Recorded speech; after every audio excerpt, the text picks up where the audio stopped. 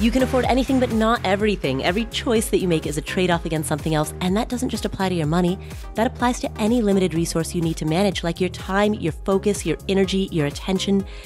And that opens up two questions. First, what matters most? And second, how do you make decisions accordingly? Answering those two questions is what this podcast is all about. My name is Paula Pear. I'm the host of the Afford Anything podcast. And today's episode is special for a variety of reasons. First of all, every year, if you're a longtime listener of Afford Anything, as you know, we've been doing this for, I think this is our third or fourth year in a row. During the month of September, our team takes the September Sabbatical, and I'm going to talk about that in just a second. But this is the first kickoff episode of the September Sabbatical for September 2022. It's also special because we are typically a weekly show. We air new episodes every Wednesday. But once a month, on the first Friday of the month, we air a First Friday bonus episode. So not only is this our first September 2022 September Sabbatical episode, but it's also the first Friday bonus episode for September. So what does all of that mean? And what does it mean for this upcoming episode? Let's answer the latter question first. In this upcoming episode, you're going to hear 3 talks. All 3 of these talks came from the EconoMe Conference. The EconoMe Conference has its roots in the FIRE movement, the Financial Independence Retire Early movement. It's a 3-day gathering of speakers and attendees who are interested in really diving into FIRE. I spoke at the most recent conference last year, and you're going to hear that speech in this upcoming episode. You'll also hear speeches from Rich Jones and Carl Jensen, delivered from the stage at the same conference. And we're all talking about slightly different topics.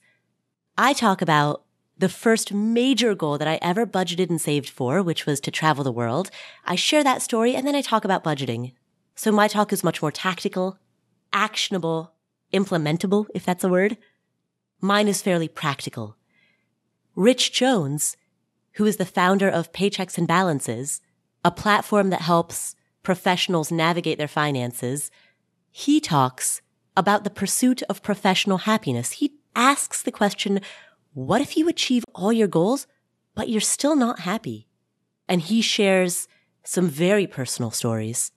And Carl Jensen, who retired at the age of 43, which was 6 years after he discovered the FIRE movement, he talks about what he learned during that 6-year full throttle journey to FIRE. He was 37 when he discovered this idea. He went full speed into it. He retired at 43. And now, with the benefit of hindsight, there's a lot that he understands today that he did not understand when he stumbled across this at the age of 37. So he talks about how Philandia is a lie and what the more nuanced truth is instead. So you'll hear all 3 of these talks in today's episode. And the reason that we are playing this as our first Friday feature is because this is the beginning of the September Sabbatical. And the September Sabbatical, for those of you who are new to this podcast or who may not remember this from previous years, this is the month where we practice what we preach. Our whole team gets to enjoy a 1-month sabbatical, a 1-month respite from the workload of constantly producing and managing and editing new content year-round. We talk a lot on this podcast about the importance of taking breaks, mini retirements, work-life balance, and we want to make sure that we are role modeling this by example. And so every year during the month of September, we take 1 month off from producing new work, and instead we showcase some of our favorite material from the archives of our podcast, as well as you'll hear in this episode, as well as material from speeches that we've made and that other people in our community have made at conferences and around the community. Enjoy today's episode. And if you are interested in going to the EconoMe Conference, the next one will be held March 17th through 19th, 2023 at the University of Cincinnati. I'm from Cincinnati, by the way. Make sure you eat some Skyline chili while you're there. If you want to attend the EconoMe Conference, we have a 10% off discount code, and it is Afford Anything. One word, all caps. So you can get tickets by going to EconoMe Conference, ECONOME, conference.com, and use promo code AffordAnything for 10% off. With that said, we're going to kick off with this talk from Carl Jensen.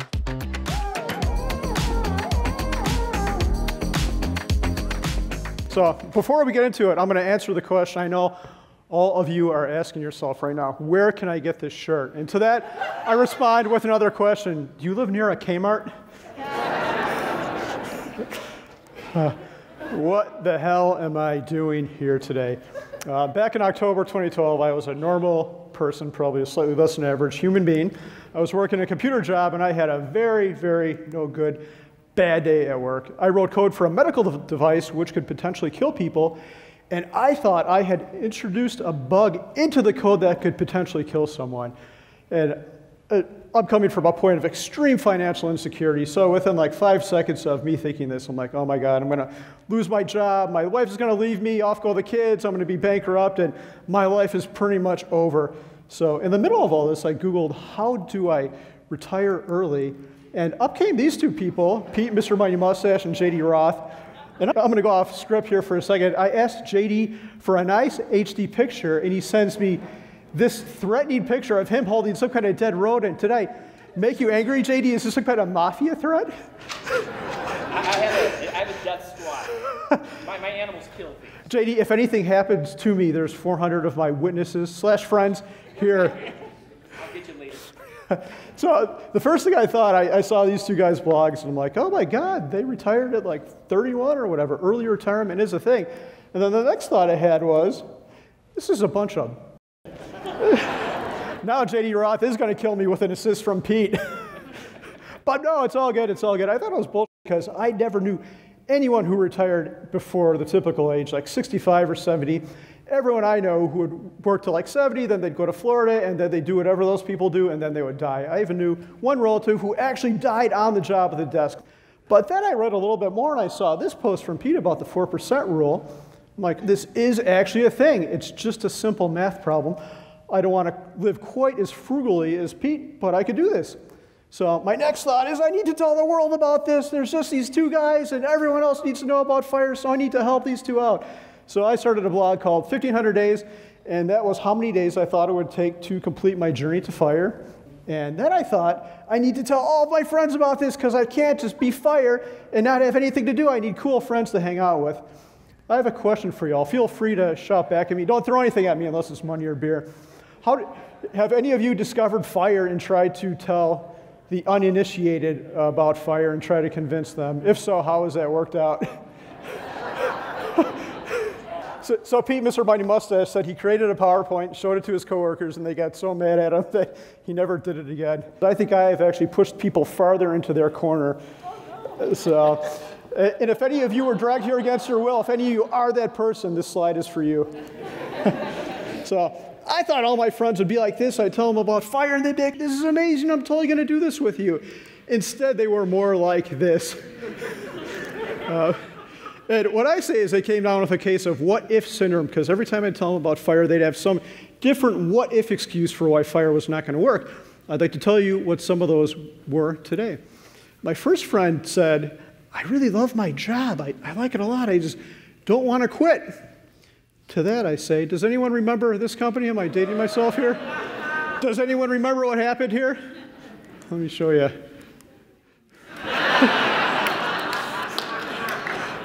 No matter how much you love your job, just like that cute other person in college, they might not love you back. What if I die when I quit working? I thought this is the strangest one. I told my friend, who will go unnamed, and he said, yeah, I'm really worried. I want to have purpose and meaning in my life. I'll be sedentary and I'll croak. And I Googled a little bit, and I found this article that said early retirees tend to be more sedentary, they drink more, and they have less of a social life. I disagree with this, and I'm going to show you two extremely embarrassing pictures to show you why. They are pictures of me, oh God, I hate this part, semi-naked, before and after I quit work. In the first picture, there are men on my underwear. Those men are Warren Buffett and Charlie Munger. This is super embarrassing, so I'm going to go through these really quick. There's the first one. I have no idea how that got in there. That was the real picture of the last one. So I was overweight, I had high blood pressure, I had other health issues because I sat at a desk all day and didn't have time to exercise. After I quit work, I became much healthier. So to people who say that early retirement is going to kill you, I said my job would have killed me if I would have stayed at it. And the Mayo Clinic confirms this. They state that sitting at a desk for 8 hours a day is similar to smoking a pack of cigarettes or being overweight. So to that excuse, can you repeat after me? I call bullshit. Okay. What if my friends think I'm strange? This was the oddest one I heard. Does anyone read Tim Urban, Wait But Why? Have you ever seen that blog before? It's really frickin' good. So he has a post called Why We Should Stop Caring What Other People Think. And in this post, he states that most humans have an unproductive and harmful obsession with what we think other people think of us. So this is what we think people think of us. This is what we think is happening. And this is the actual true story. In reality, no one gives a shit about you. Sorry, I give a shit about you. And I know this firsthand. A couple years ago, my wife and I were invited to be on this podcast, and about a week or two after we recorded it, the producer called me up and said, hey, I really need some headshots of you too. I'm like, no, I'm sorry, this is anonymous, I'm not going to do that. She's like, please, can I have it? I'm like, nope. She's like, every other person has given me the headshots. Okay, you can have them. This is not a big podcast, no one is ever going to see this. So about a week after this, we show up on the front of Yahoo News, and there's Tim Cook with Sia, there's Hillary Clinton, Taylor Swift, and my wife and I. So I'm like, I remember having a heart attack that morning, but then I'm like, who reads Yahoo News? Like, no one reads that anymore. Yahoo's irrelevant. Turns out that no one reads it except all of my coworkers, all of my family, and all of my friends. So the cat was out of the bag. But what I found out was no one really cared, except some of my friends who learned I had money and then asked me for that money right after that. So 1, 2, 3, I call bullshit. Yay. What if I run out of money? This is my favorite one and the last one. To this, I respond with another question, and that question is, what if you run out of life? Because I hope you all know this. If not, I've got some bad news for you. We are all going to die. And that is bad. But I don't think most of us will run out of money. We're pretty conservative. Like a lot of us are a 4% rule. Screw that, I'm doing the 3.1% rule. So we take a lot of precaution. JD's laughing. Yeah, you know what I'm talking about. We take a lot of precaution. And there are lots of hedges against running out of money. If anyone has a hedge against death, come talk to me after the talk, or come talk to me right now on this right here if you know how not to die. What all these what-ifs boil down to are negativity bias, and my daughter epitomizes it perfectly here. She actually has the book 14,000 Things to Be Happy About in her hand.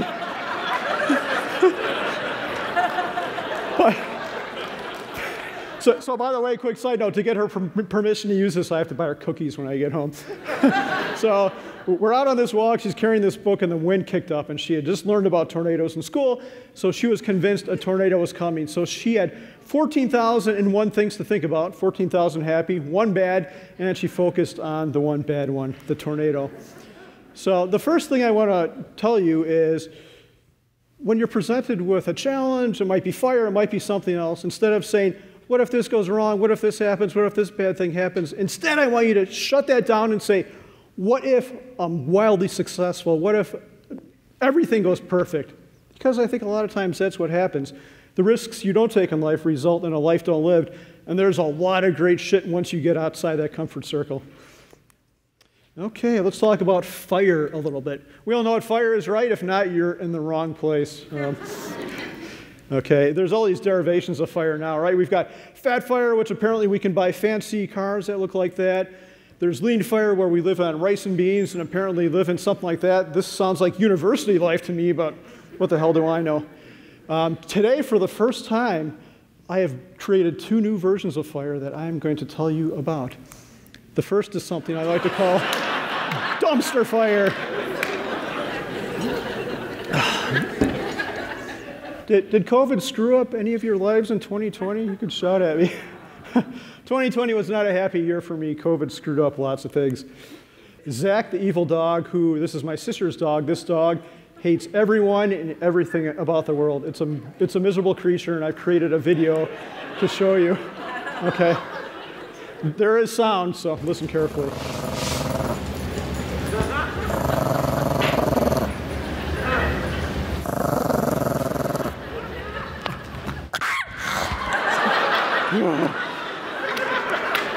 Not a good dog. Not a good dog. So this is what my kitchen looked like at the beginning of March of 2020. I do these things called a live and flip, where you fix your house up as you live in it. If you think this isn't a good idea, sometimes it's not, and this was one of those times. This was what my family room looked like. And so but I told myself it was going to be okay because my kids were going to be in school for 2.5 more months, and I could finish it up in that time, and then I could spend the summer with them, and life would be great. Turned out that didn't happen. 2 weeks later, they had spring break. COVID became a thing, and the school said, okay, here's 4 inches of paper. We don't feel confident with online schooling, so have at it. This work should take you 3 hours a day. I know my limits, and I'm a shitty teacher. And my daughter's an extrovert who did not want to be taught by her dad, so often 3 hours of work turned into 10 hours of work with lots of tears and screaming in between. It wasn't good, but we both learned about each other, so there was that. On April 25th, my parents celebrated their 50th wedding anniversary. I was supposed to be in Las Vegas visiting them, but because of COVID, we had a Zoom call. Not quite the same, right? So that was a Saturday. On April 27th, I get this frantic call from my younger sister saying, hey, Dad's been taken to the hospital in an ambulance. It turned out he had an aortic dissection, and that usually kills you at the very beginning. It is a very good way to die, actually. If you have to die, it's not too bad, but it didn't take him until July 10th. In between April 27th and July 10th, I'm driving back and forth to Las Vegas to support my family multiple times. In the middle, while all this is happening, some idiot on some troll, this wasn't the actual thing, but it went something like this, tweets me. He's like, hey, retired 1,500, your stonks are way down. You're going to get a job at Taco Bell. But the thought I had was, this guy had it all wrong because fire was doing exactly what it was supposed to be doing. I had dumpster fire, so I had the time to deal with my life as it was disintegrating around me. So, let's talk about something a little bit more fun. This is the other version of fire I created, and this I like to call Instagram fire. Instead of telling you what Instagram fire is, I have a couple magazine front covers that I could show you that will explain it. I'll let you look at each of these for a moment. I have 3 of them. The first one is from Best Life.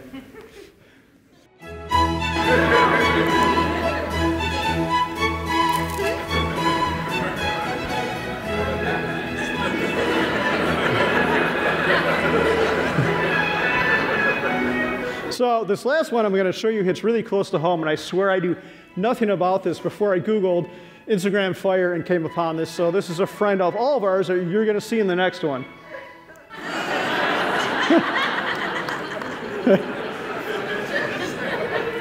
Diana, I wish you would have told us about this. It's pretty cool. So how do you all feel when you see articles or Instagram feeds that look like this, that show all this glory? Here's how I feel about them, except for Diana. The Diana one is awesome. And I don't like these because this is not what normal life is like. And then I started thinking, I took a look at my own Instagram feed and I realized that I'm part of the problem with this. I've got, here I am at the beach, here I am at the beach again. I've got 6 likes on this, I'm not doing too hot.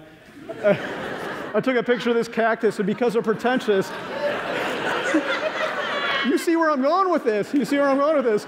Because I'm extra pretentious, I turned this in black and white. And after I put this in the slide deck, I'm looking at this picture. I'm like, do you see something weird about this or different about this cactus? I'll show you what I mean if it's not obvious. It's,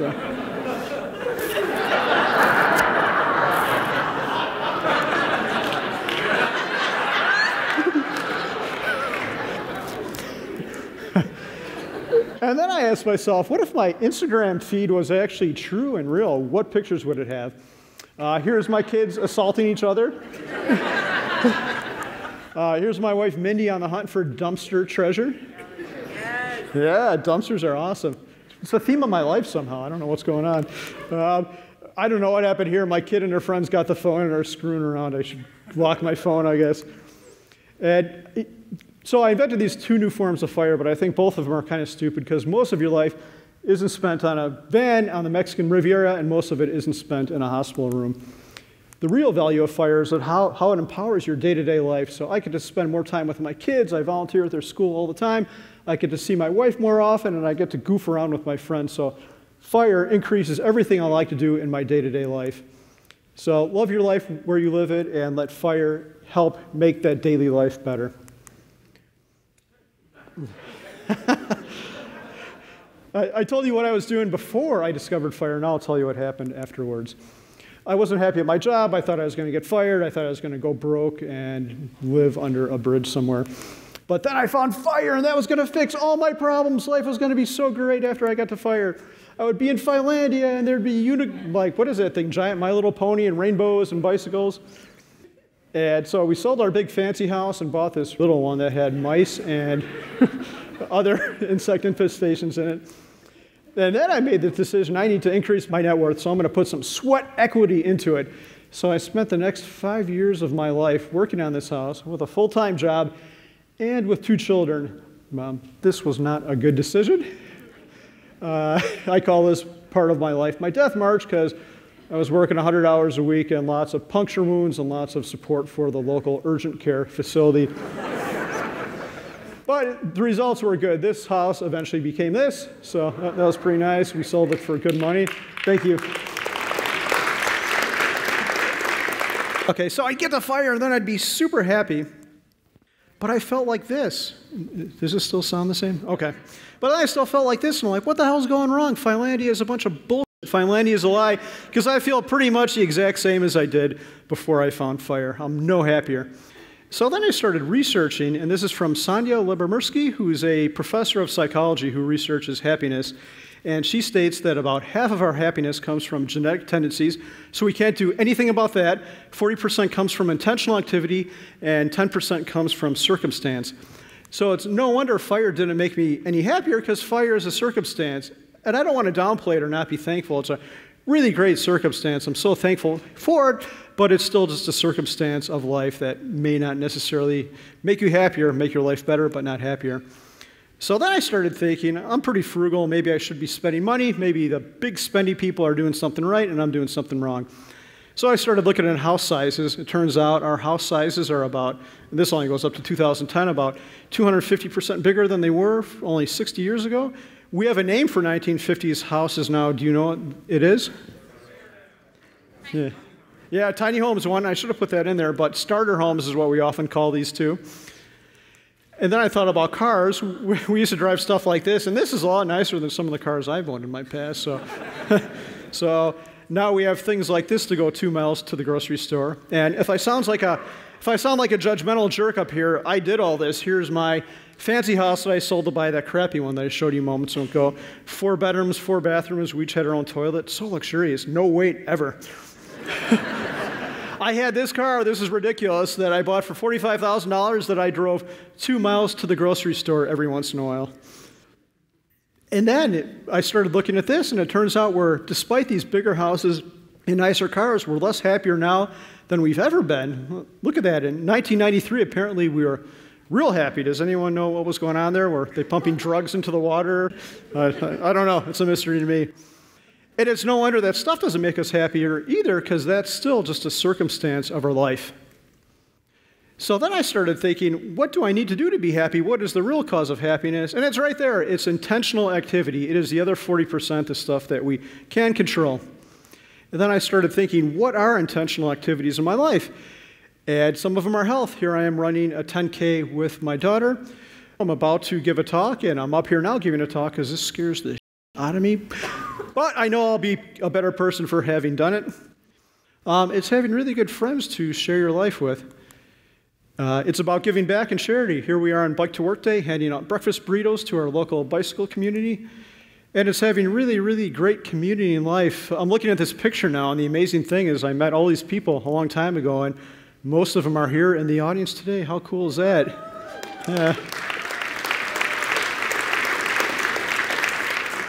So I started my blog in January of 2013, and I didn't know what to expect. I was doing it to amuse myself, but one of the weird side effects of it is the people I've met have become really, really good friends in life. In a lot of ways, a lot of them are better friends than some of the people I knew before. When my father was dying a couple days before he died, Doc G, Jordan, knew about this, and he's like, hey, why don't you jump on a call with me? I'll help you talk through disconnecting him from life support. How cool is that? Some guy who I met on the internet and maybe interacted with a couple times in real life for 5 minutes is offering to sit with me. A doctor, nonetheless, I'm sure he's got better to do, calling to help me out. It's so thoughtful and nice. I think there's a reason why we're here, and I think it is this community, and I think it's because we all have money at the core of this, and money acts as a filter. I hate talking about money because it's stupid and we should all figure it out and get past it. Yeah, oh man. I love the bitches get riches talk, because if we could just all help each other out and get past it, we'd all be better off. But in this case, I think money acts as a filter. If we have money in common, we have a lot of other things in common too. We like books, board games, beer, excessive profanity apparently too, right? Like every other, I might be, yeah, I might be the only talk who doesn't have an F-bomb, although I did have one on that car. So I don't know, I have no idea why y'all came here, but I hope what you leave with are new friends and new community, and I hope you go to future events, and even if you don't, I hope you connect and exchange phone numbers and connect with people. I hope you come out of this with new friends, and I hope one of those friends is me. But if you were dragged here, is there a hand signal? I know TikTok has those. I don't see anyone who looks their straw. So what I've come to is intentional activities are an expression of our values. And deep down, I think we all pretty much have the same values. We all want to be healthy. We all want good friends to share our lives with. We all want challenge, and some of that can come through work. Work is not a bad word. Like the internet retirement police would say, good work is good.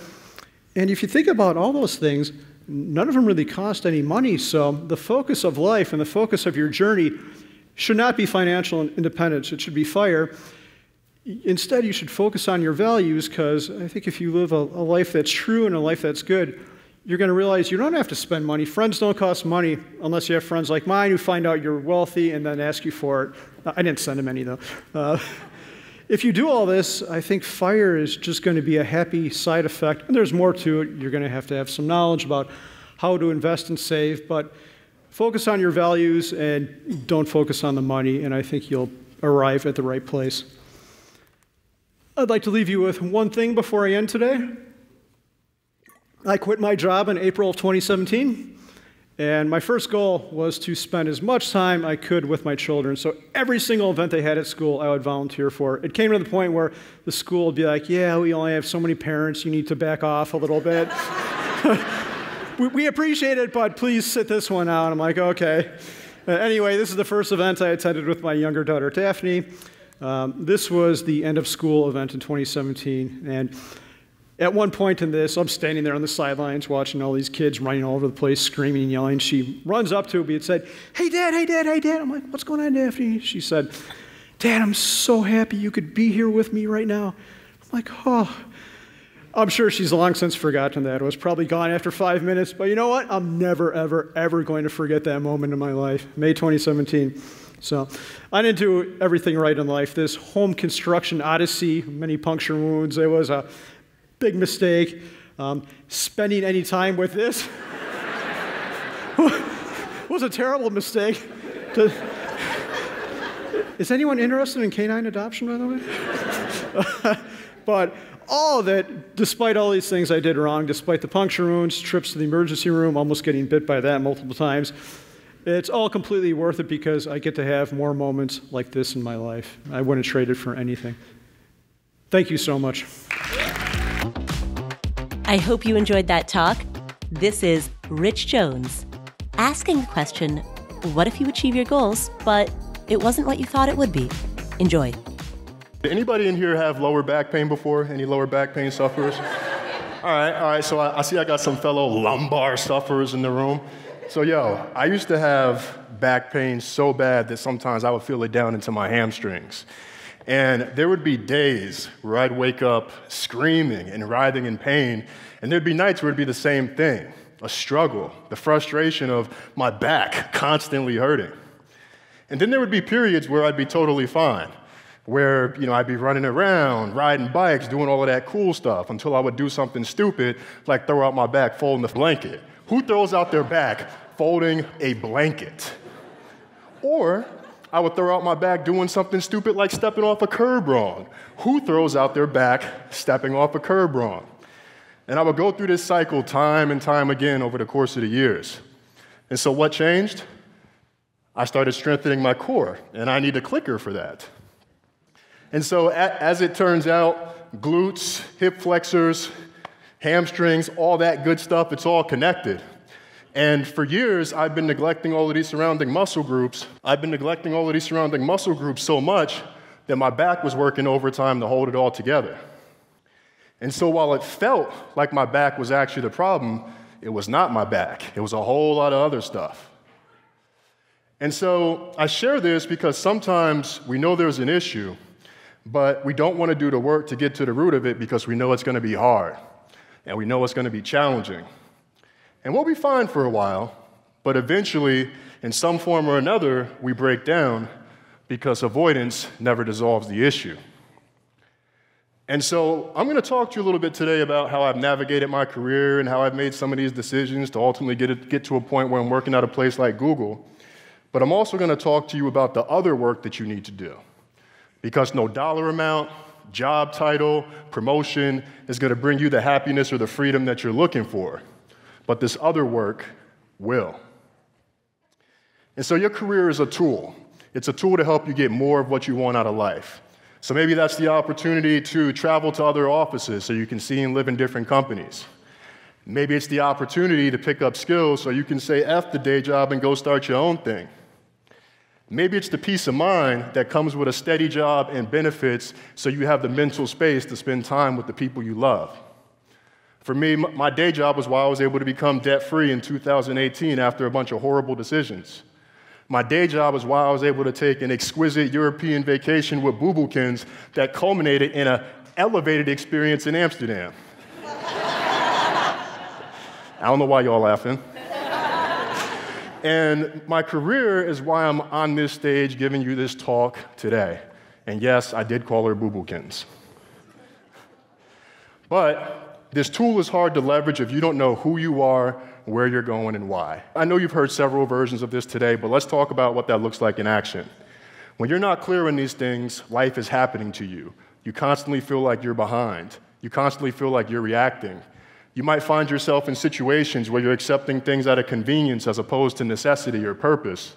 You might even find yourself in situations where you feel so stuck that you don't know what to do to even get yourself out of the situation that you're in.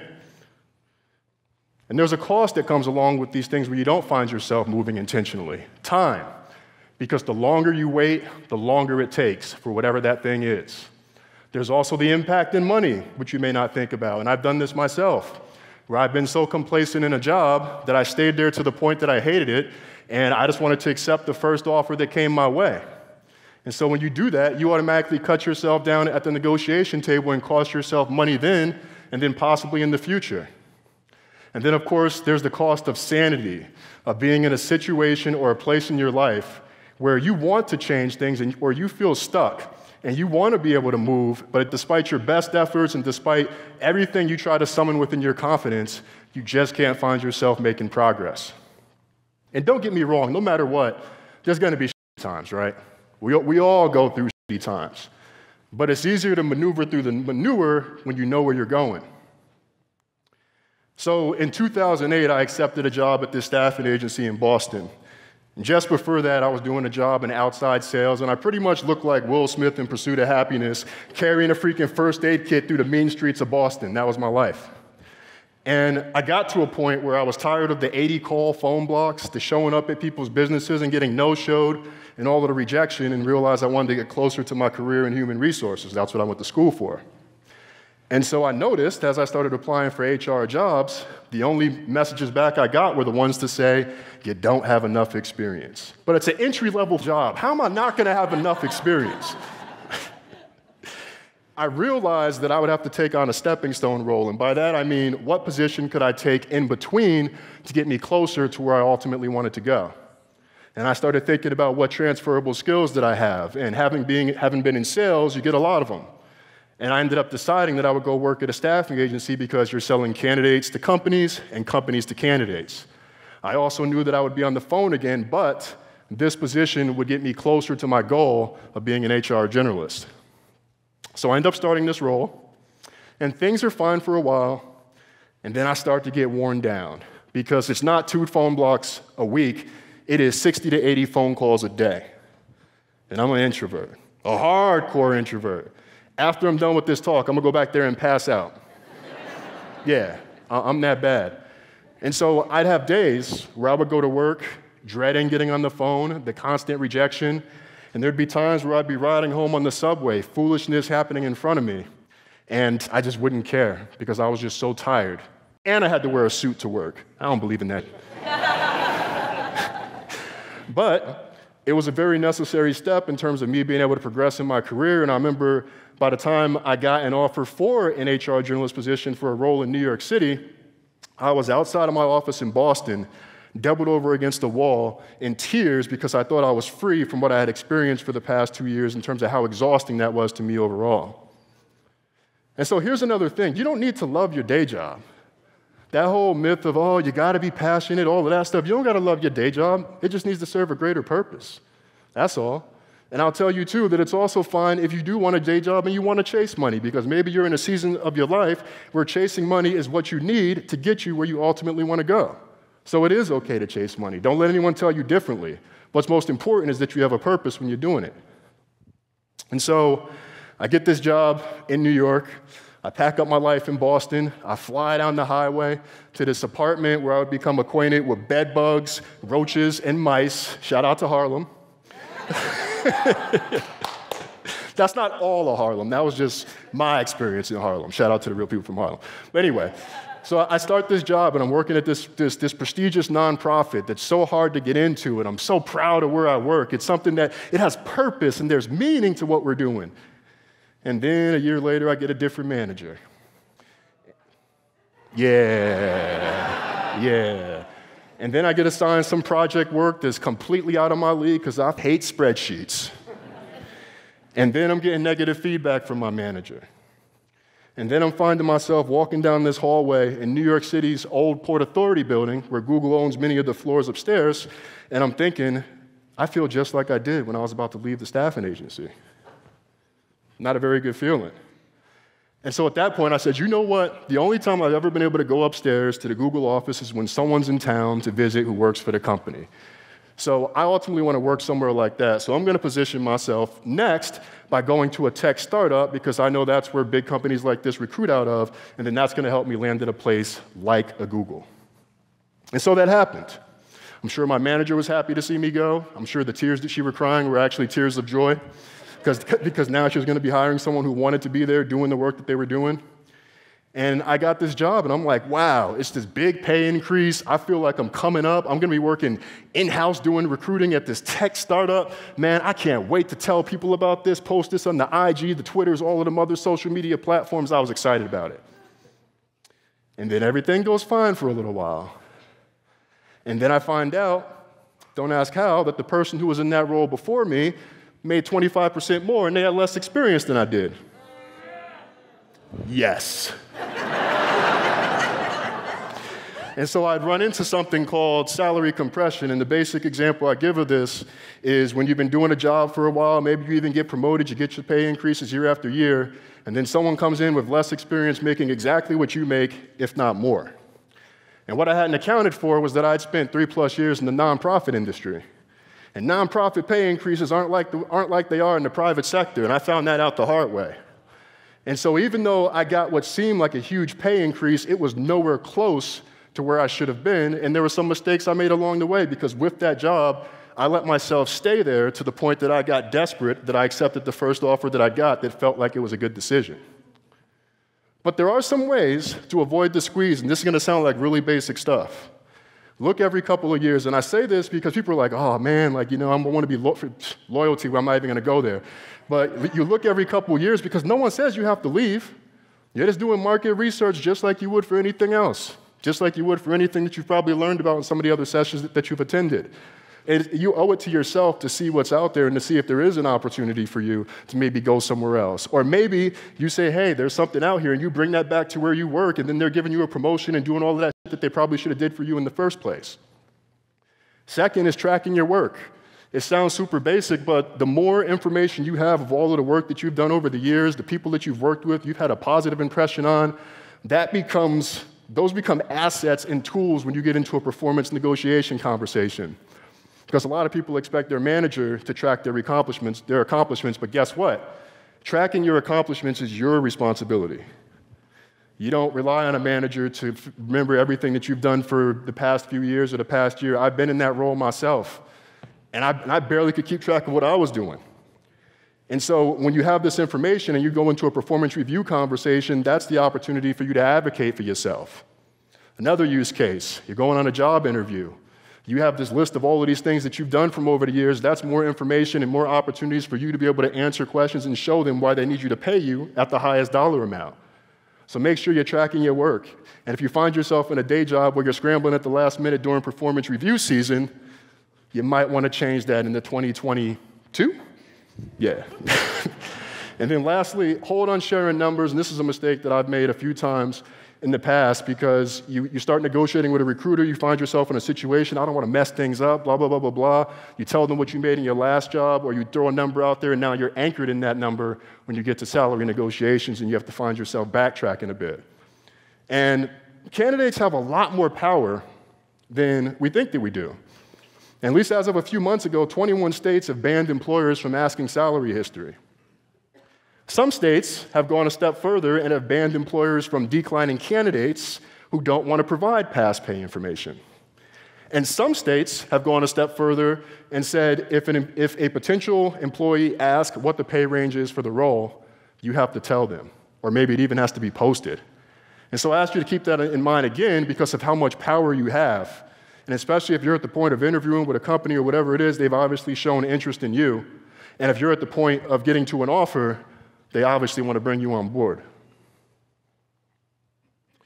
And we talk a lot about creating passive income, but how about creating passive opportunities? So 6 months into my time at this tech startup in New York City, I got an email, or actually a LinkedIn message from a recruiter at Google, and I actually thought it was spam. Even though I had taken that job with the intent of moving to a company like that, it happened so soon that I was like, why would they want me? I mean, they're in California. What could this possibly be?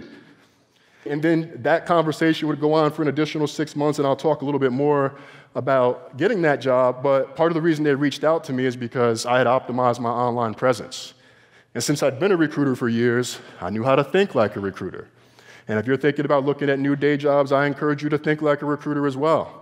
Quick tip, when recruiters are looking for candidates on LinkedIn, they're using it just like they would a search engine. So if you know that you want a certain job, you want to make sure that you incorporate some of the most general titles out there somewhere in your profile so that when these recruiters are searching, you pop up.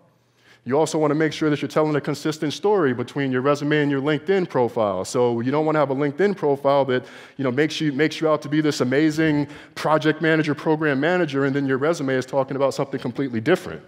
Because as a recruiter, you look at those things and you're like, which person are you? Next. And the importance of follow-up, I would not have ended up at Google if I didn't follow up after the first interview. I remember afterwards, I didn't hear anything for a few weeks, and I was like, oh, I guess I must not have been good enough. Negative self-talk, all of that stuff. And then one day I decided I was going to reach out again and just see what would happen, and it turned out it had nothing to do with me at all. It was some shit that was going on their side where they had to pause things, all of that other foolishness. It had absolutely nothing to do with me. That was just a story that I was telling myself. And so I encourage you, whatever it is, so much money, and you all know this, so much money is left on the table by not following up. And a lot of times when you don't follow up, or you follow up the first time and someone doesn't respond, you don't know what the hell is going on in that person's life. So I encourage you, whatever it is that you're looking for, whether it's making a connection, trying to make more money, a job, follow the hell up. And the last thing I'll say on this, as a recruiter, if you're at the point that you're at an offer with a company, the magic words to get that recruiter scrambling, I'll accept this offer today if, and that is the point where you tell them exactly what you want because they are incentivized to go back and get what you want so that you start and they can make whoever that manager is happy. So think like a recruiter. And so I go through this process with Google where I probably have, 12 interviews total. I end up packing my life in New York City to move across the country. And it's great. I mean, I'm working at Google. I mean, it's freaking Google, man. You know, this is the #1 place to work, at least at the time. We have since been passed. But and I realized I'm making more in this role than I made in my last 2 jobs combined. Man, and it's something to be proud of. It's something I can talk to people about. But 5 years later, I'm burnt out. I'm managing a small team.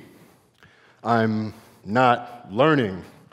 I feel like I'm just there, a cog in the machine. There are so many things that I'm into, podcasting, blogging, that I don't get to use at work.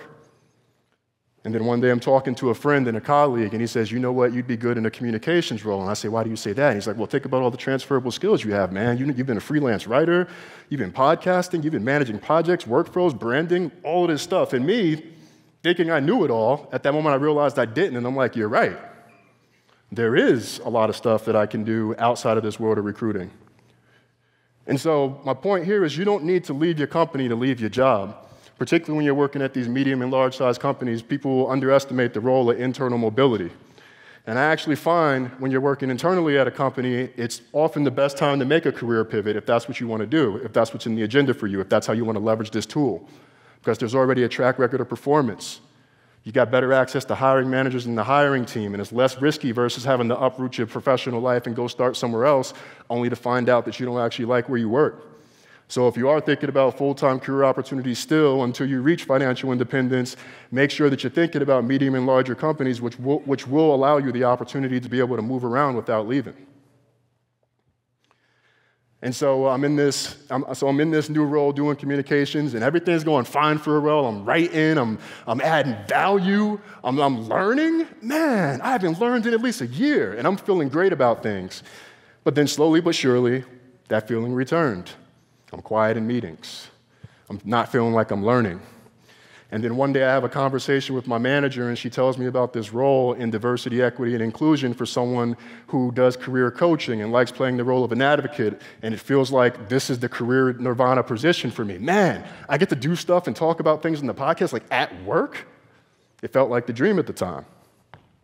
But I wouldn't have been able to make that transition for my second career pivot in 3 years if I hadn't identified my transferable skills.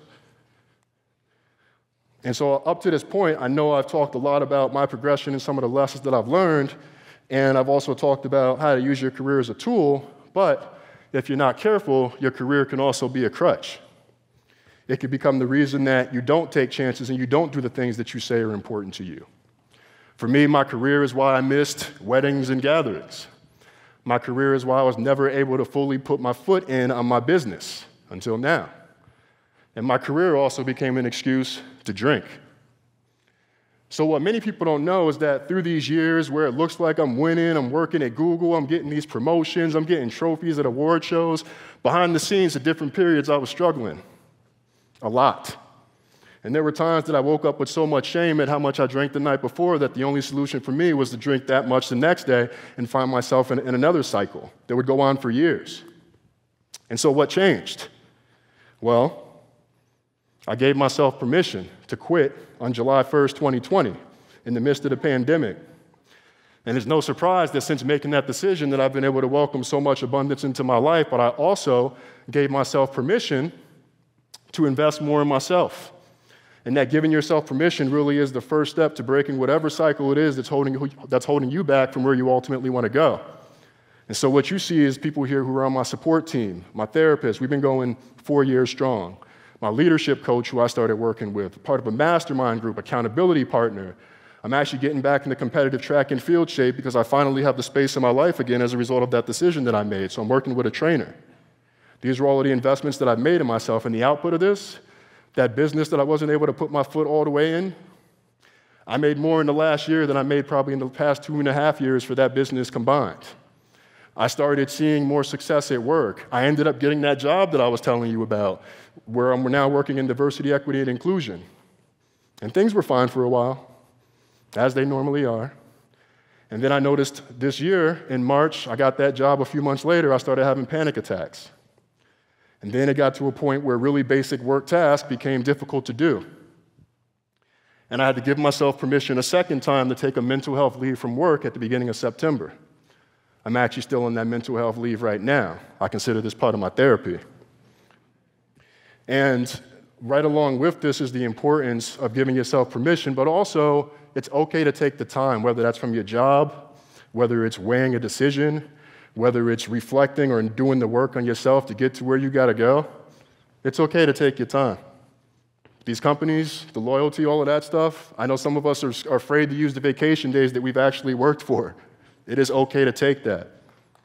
It is okay to take that.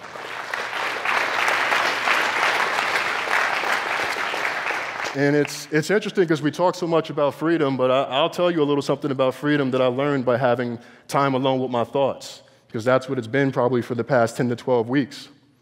And I realized that a lot of these career moves had absolutely nothing to do with my career satisfaction. It was things that had gone unaddressed for most of my life. And I realized that for much of my career, I actually hadn't been running to something, I had been running from something. And I believe a lot of times that we work so hard and we stay busy because we don't want to confront those things that are deep in the back of our mind. And we know that if we have enough time with ourselves, we'll have to hear all of that negative self-talk. So when you think about freedom and what that means, that's part of it too. It's not just being out on a beach. It's not just having vacations and all of these other things. But what I learned from this time has been impactful, and what I've been able to accept has been especially impactful. I had to accept that I'm a childhood survivor of sexual and physical assault. I recently learned during this time off that I've had PTSD for most of my life and didn't even know it. And I've learned all sorts of other stuff along the way that I've had to come to terms with to finally free myself and actually start making the progress that I want to make, because throughout all of these different moves, I found out I kept getting what I wanted and I still wasn't happy. And so I look at where I'm at now on this stage, 11 weeks into this leave, just rebranded my podcast from Paychecks and Balances to the Mental Wealth Show, go figure. And I'm on this stage talking to you because...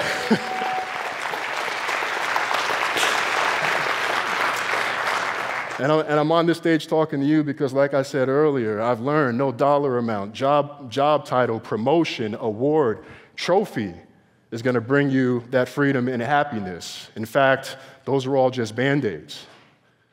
And so if you really want freedom, if you really want to live a life where it's not just about the things and you don't find yourself in a position where you're constantly saying, man, I keep getting what I want and I'm still not happy, then I encourage you to strengthen your core. Thank you.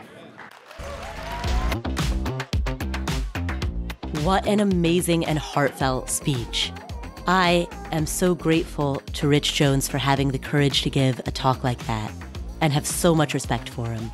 I hope you enjoyed that and learned from that as much as I did. Here is the talk that I gave about how to afford anything. We're going to talk about how to never again say that there is a dream that you have, there's something that you want to do, but you can't afford it, because that sucks.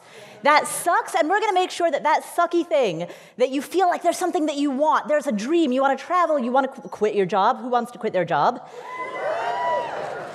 All right, we're going to talk about how to make those things happen, because I know that whatever your goals are, whether it's that you want to travel, maybe it's a personal goal, you want to travel to Iceland, you want to go to Hawaii, you want to buy a home, maybe you want to support your family, your extended family, you want to help grandparents with their retirement, whatever it is, we're going to talk about how to make that happen.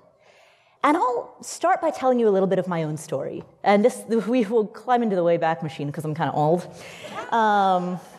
Once upon a time, I was in college. I really wanted to travel. And The study abroad programs at my school were prohibitively expensive. They were between $15,000 to $20,000 for a single semester. In fact, I purposely chose an image of the Great Pyramids because the cheapest program that my school offered was an exchange at American University in Cairo, and that was $15,000 for one semester. And that was the cheapest thing they offered. And there was no way that I could pay for that. I mean, I would have had to have taken out loans. Like I wasn't, as a college student, and especially one who didn't understand money. So I gave it some thought. And I realized I didn't actually want to study. I just wanted to go abroad. So, I was like, nope, I am not going to pay a whole bucket load of money for this thing that I could just do myself. And what that illustrates is an example of not performing the script that's handed to us, not following some preordained, like, here's the normal way to do things. You go to high school, and then you go to college, and if you want to travel, you take a study abroad, and then you graduate, and then you maybe go to grad school, and then you work, and then you die.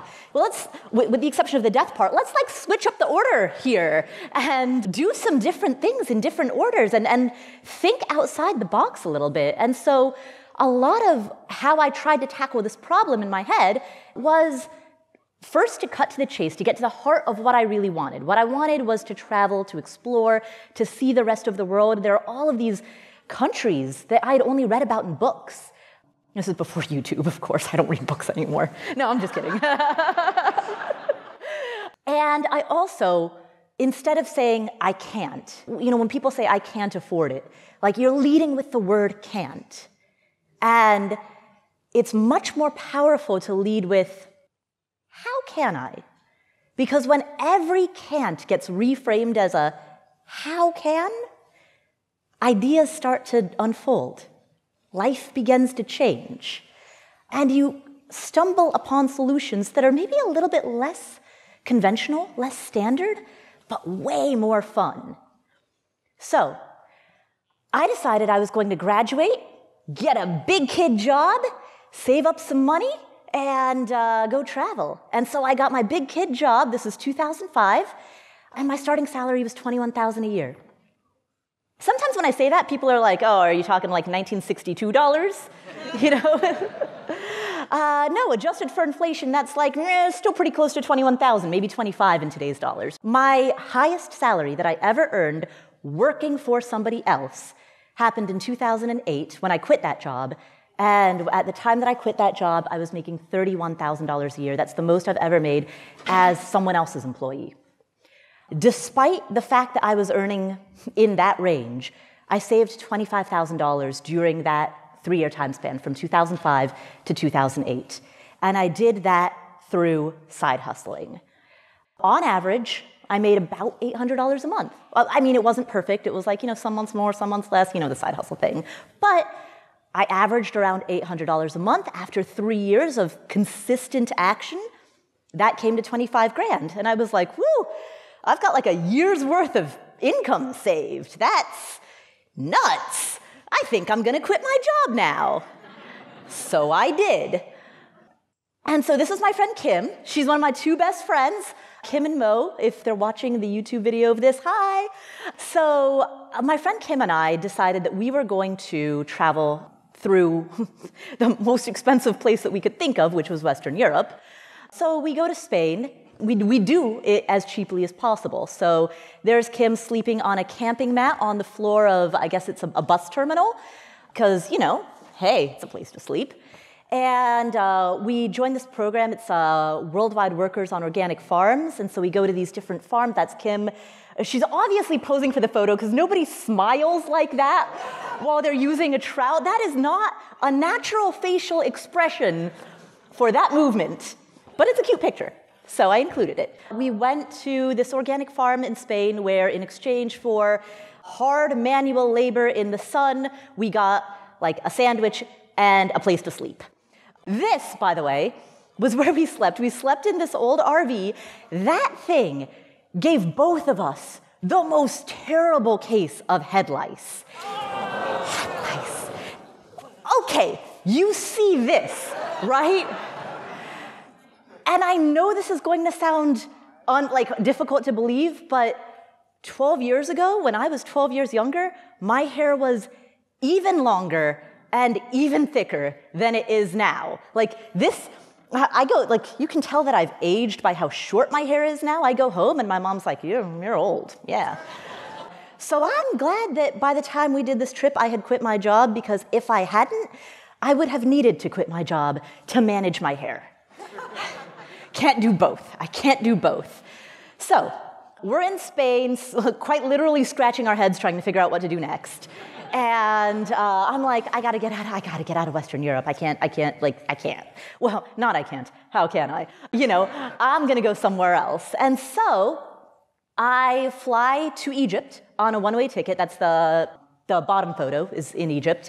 So I fly to Cairo on a one-way ticket, and for the next 2 years, I travel through the Middle East, primarily through the Middle East and Southeast Asia. So I go to places where the dollar exchange rate really works in my favor. I go to Laos, Cambodia, Vietnam, Myanmar, and I travel very, very slowly. I spend, on average, about a month in every country that I go to, and money goes a lot further. There's some places where money goes a lot further than it does in others, and so I travel slowly.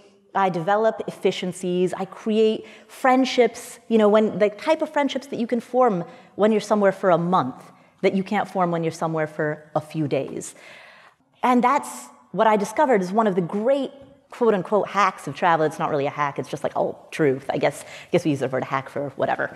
It's like the longer you stay somewhere, the cheaper, i.e. the more efficient it is, because you learn how to truly live there, to set some roots there. Even if you don't intend on being there permanently, you have a deeper, pardon the pun, richer, more connected experience. And as a ancillary benefit, it also happens to be more wallet-friendly. So the thing is, this trip that I'm describing, which was life-changing, this was not just a vacation, it changed everything about me. I wouldn't be on this stage had I not quit my job, done this trip, and I came up with the name Afford Anything while I was on the trip. I came up with that concept because I wanted to show people that you can afford anything, not everything, but anything. And so if there is some dream that you have, it is within the realm of possibility for you. You just may need to get really creative and also have really low personal hygiene standards. So the reason that it almost didn't happen is because most of what I learned about money management, the traditional model, wasn't working for me. Because the traditional model assumes that you are like a responsible adult who can manage her own life. And I wouldn't go that far to describe myself, because the thing is, I'm really bad at details. I suck at details. Really. Okay, you know where I was at 2 p.m. today? I know there was a single speed dating event right here that I wanted to go to. But you know why I wasn't there? It's because I realized that I'm about to be on stage in front of 400 people. I looked down, and as it turns out, I had shaved one leg, but not the other.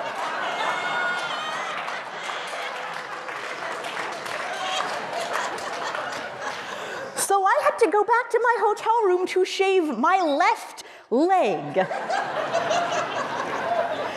And so I missed the speed dating, and so single dudes, if you're hot, come talk to me afterwards. Yes, I'm canvassing from the stage. Although I realize that by way of introduction, I have now told you about my head lice and my unshaved leg. So that's where we're at with that. All right. Anyway, back to me being terrible at details. I'm just only chronologically an adult. I wouldn't say I have the habits of one. And so the traditional budget did not work for me, and that's what we're going to talk about for the rest of our time together. The traditional model, which if you are an adult enough that you can do it, props. But for people like me who cannot detail our way out of a paper bag, here is the anti-approach. So let's talk about boring. Okay, traditional budgets. They're very detailed. arguably restrictive. I know some people are going to be like, but there's freedom and discipline. Okay, sure. But a traditional budget, I kind of think of it as the calorie counting of the financial world, because you have to be so meticulous and regimented about tracking every single calorie, every macro, knowing precisely where every dollar is going. I don't even know where the rest of this sentence is going. Like, how can I know all of that? And there's this zero-based budgeting, which we heard about earlier this morning. It's great for people who can stick to it. If you have the ability to stick to it, again, more power to you. I couldn't. I sure couldn't. So here's an example of what zero-based budgeting might look like, where you start with your income, that's the top line, and then you pull your savings, you put that right up at the top, because duh. And then you work your way down from there, and then at the end, there's a plan for how you're going to spend every dollar. Great. Excellent. You know how many times I have gone into, like, MyFitnessPal or Lose It, like one of those food apps, and I've made a plan for what I'm going to eat tomorrow, and then tomorrow comes, and I'm, like, pounding the chocolate cake? Yeah, it's that. And so the thing that worked for me, and hopefully for anyone who has a brain like mine, the thing that might work for you is what I call the anti-budget. The anti-budget is just a budget for people who hate budgets. And I liken it to the intuitive eating of personal finance. If traditional budgeting is calorie counting, anti-budgeting is intuitive eating. And in the anti-budget, you cut to the chase. You kind of take that step back and say, wait, what's the point of a budget? The point is to make sure that you're saving enough, or that enough of your money is going towards the goals that you've set for yourself. So if that's the point, why not just cut to the chase, cut the fluff, go straight to that? So it reduces your money to really just two buckets: what you save and what you spend. And that's it. And between those two, you save first, and then you just chill out about everything else. So it's very big picture oriented, and after a while it becomes a little more intuitive. You don't have to be so detailed or regimented about it. And so the instructions for it are quite simple. Decide how much you want to save, pull that off the top, chill. Now, let's talk about what precisely we mean when we say the word save. So when I'm talking about savings in this context, I'm referring to anything that improves your net worth. So that might mean literal savings in a savings account, which is typically what people think of when they hear the word savings, but it could also mean 401k, 403b, IRA, HSA, the alphabet soup of tax-advantaged accounts. It could be saving in any of those. It could mean saving in a taxable brokerage account or investing money in a taxable brokerage account. It might mean making extra payments towards a debt, payments above and beyond what you are required to provide every month. I've gotten so many emails from people who say, hey, I wasn't able to save any money last year, but I paid off $10,000 worth of additional debt. And I'm like, well, you did save then, right? You made those extra debt payments. That's a form of savings because it improves your net worth.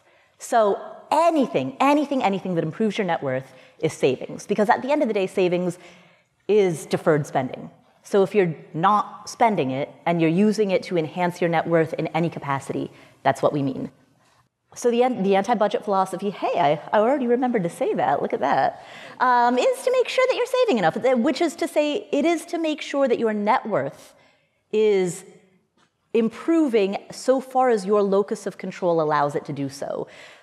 Outside of your locus of control, there will be things. There will be market declines. There will be medical emergencies. That stuff is going to happen, and you can't exercise any control over it. But the purpose of a budget is to make sure that within what you can control, you're taking positive action every month to make sure that you're controlling the things that you can. And that ultimately is the point. And so when we get rid of the detailed, for those of us who are not good at details like me, when we get rid of the spreadsheets, when we get rid of the excruciating detail, and we take a step back and say, what's the purpose? What's the point? All right, let's lean in that direction. Here's an example of what an anti-budget might look like. Again, we start with the income. We decide how much money we want to put towards various types of savings, retirement versus, anything else. And then the everything else category, if the money is like out of sight, out of mind, there will be, for most people, an intuitive adjustment. You know that the money that's left over, you have a pretty good sense of what you've got. And as long as the savings are taken care of first, then whatever is left over is sort of yours to feel out. One thing, one supplement to this, is what I refer to as batching. It's kind of the debt snowball of the savings world. It's where if you have multiple savings goals, you pick one, focus everything on that, do it till it's done, and then move on to the next. And so with a batching technique, let's say that you can save $600 a month, but you've got 4 different goals, right?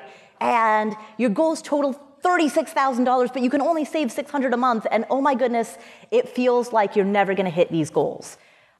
You could split your money up in different ways and make like incremental progress to each of those 4 goals, and then you're going to slam your head into a wall because you're so frustrated because you're only making incremental progress. And that doesn't provide a psychological win, and it's totally frustrating and nobody likes it, or at least I don't, so I'm gonna stand here on stage and say that nobody does. But if instead you pick, and again this borrows from that debt snowball technique, if you pick the smallest of the goals and then throw all of your savings towards that until it's done, then boom, you get a win right away. If we were to do that with those examples, okay, let's say one of your goals is that you want to upgrade your phone and you can save $600 a month. Well, guess what? In less than 2 months, you've hit that goal. Now you have a victory. Now that victory motivates you to continue to save and to continue to hit the next cheapest goal and then the next and then the next until eventually you have the motivation and the habits and the automation. You have that wonderful triangle of habit, motivation. You have it to be able to pursue bigger dreams. Habit, motivation, automation. Couple of again, I call it hacks, but they're really just like techniques, tips, tactics. If you have particular problem spending areas, just stuff that you have, it's the stuff you really can't get under control, going to cash only for those specific expenses can actually be pretty helpful. That doesn't mean you have to be cash only for every single thing in your life, but if there are just certain maybe restaurants, if you have like a restaurant, if that's always the problem area, going to cash only for that, withdrawing all of that cash at the beginning of the month, and boom, that's what you've got for the month. I think that's another really good way to manage specifically those problem areas. And of course, the big 3, housing, transportation, food. It's so common for people to overemphasize the small discretionary items that are salient, right? When we buy a cup of coffee at Starbucks, it's salient because we are physically there. Now that the post-pandemic, we're physically there in a Starbucks. We are handing our money over to the barista. We're getting a hot mug of liquid in our hands. It's immediate, it's visceral, it's tangible, and as a result, we tend to overemphasize those expenses. And so when we think about how to save, we overemphasize the importance of something like that, and we underemphasize the things that statistically we spend the most amount of money on: housing, transportation, and food overall. Not just the Starbucks run, but food in general, right? Having cheaper housing is high friction. It's not a decision that we make daily. Like downsizing from a big house to a smaller house, or from a 3-bedroom apartment down to a 2-bedroom apartment, that is a high friction activity that is a huge pain to execute, but do it once and it pays dividends for years to come. But oftentimes we ignore those big wins in favor of these small items that capture our attention but don't actually move the needle. Those are a couple of quote-unquote hacks, but I think in the spirit of the anti-budget, the thing I really like to emphasize is what I call the anti-hack, which is I can give you all of the tactics, the techniques, the whatevers, but you don't need more tactics. You don't. Like, you're in a room full of people and you all have access to the internet. There's an endless supply of tactics out there. What you need is to keep your head in the game. And keeping your head in the game requires having a purpose.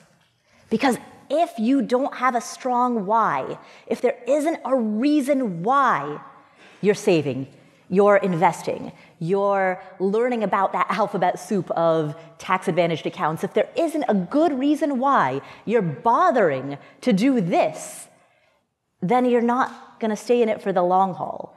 And so much of success comes from consistent action. Stay in it. It's like consistency over intensity.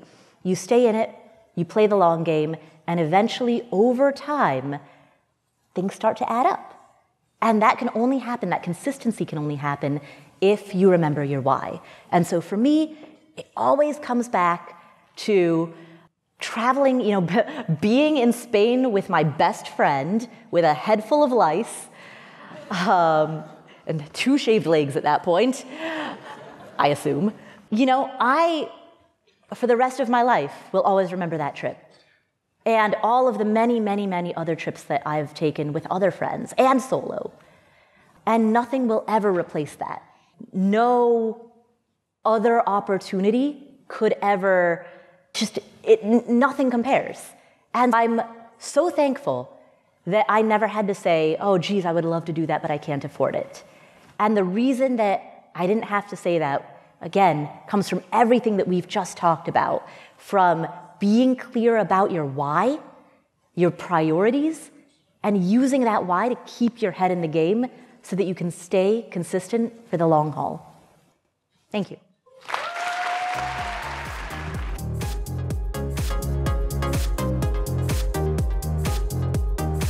Thank you for tuning in. I hope you enjoyed today's episode. Don't forget the next EconoMe Conference will be held March 17 through 19, 2023 at the University of Cincinnati. So you can get tickets by going to EconoMe Conference, ECONOME, conference.com, and use promo code AffordAnything for 10% off. And we'll also put that in the show notes. You can subscribe to the show notes for free at affordanything.com/show notes. That's where you'll get a synopsis of every single episode, including timestamps. Plus, you'll get all promo codes, discount codes, all special offers, for which we have a code. A little housekeeping notes on myself, just an update on my own life. I am starting my fellowship at Columbia University right now. In fact, it started 2 weeks ago. I am one of 10 people who is what's referred to as a Knight Bagehot Fellow, which is a fellowship in business and economics journalism. This is a very intense 1-year fellowship in which the 10 Knight Bagehot Fellows, together as a cohort, really dive into how to be better, specifically business and economics journalists. All of the fellows are mid-career journalists who have worked for a wide variety of platforms, including NPR, the New York Times, the Washington Post, the AFP. The roster of Knight Bagehot Fellows, and not just in this cohort, but in years past, is incredibly impressive. All of us are mid-career journalists who have decided that we want to take a 1-year sabbatical in order to live our value of lifelong learning by deep diving into how to be better at telling stories about business, about finance, about economics. That Venn diagram intersection between business and journalism, that's what we are sinking our teeth into for this year. At the end of this fellowship, I will emerge with a master's in journalism with a concentration in business and economics, Master of Arts. That's specific to the track that I've chosen. There are other fellows who are choosing a more business-centric track, and they're going to emerge with, some of them will emerge with a certificate in business. Some of them will follow an MBA experience. Different fellows have decided to style their fellowship differently, but the commonality that we all have is that we take our jobs seriously and we take lifelong learning seriously. And speaking for myself as a podcaster who talks about personal finance and who talks about economics and business, I want to be better at what I do. When I conduct an interview, I want to ask better questions, dive deeper into the subject matter. When I present key takeaways, I want to be more thoughtful, more concise.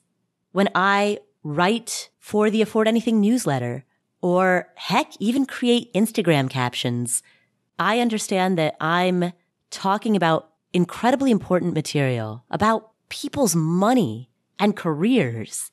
And I want to make sure that I'm being trained by the best in the business in how to be a journalist or a podcaster. I guess podcasting is technically journalism adjacent, not journalism per se.